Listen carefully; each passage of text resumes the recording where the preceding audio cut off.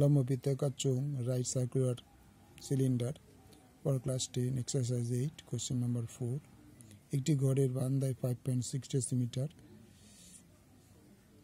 ব্যাসের এবং 1 মিটার লম্বা দুটি লম্ব বৃত্তাকার পিলার ঢালাই করতে কত ঘন সেমি মশলা লাগবে হিসাব করে দেখি।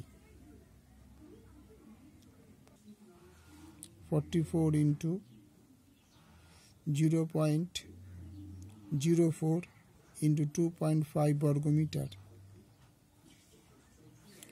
তাহলে আমরা মাল্টিপ্লাই করে নিই। 4.4 কে মাল্টিপ্লাই করতে হবে।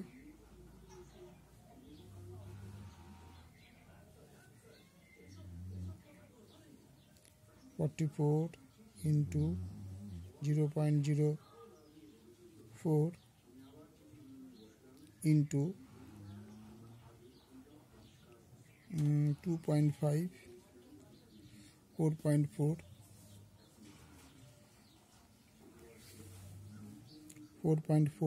বর্গমিটার।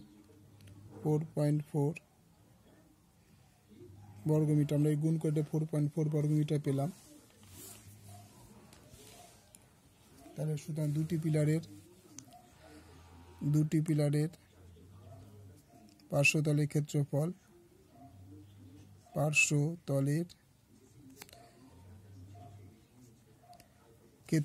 Equal to 4.4 into 2 equal to 8.8 বর্গমিটার। 1 বর্গমিটারের খরচ প্লাস্টার করতে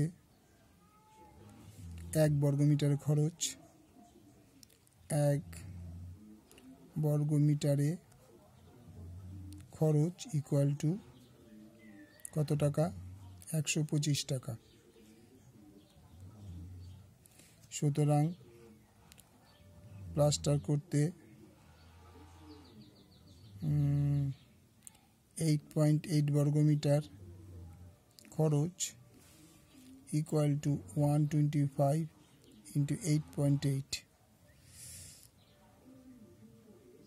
টাকা ইকুয়াল টু, এটা আবার আমাদের মাল্টিপ্লাই করতে হবে।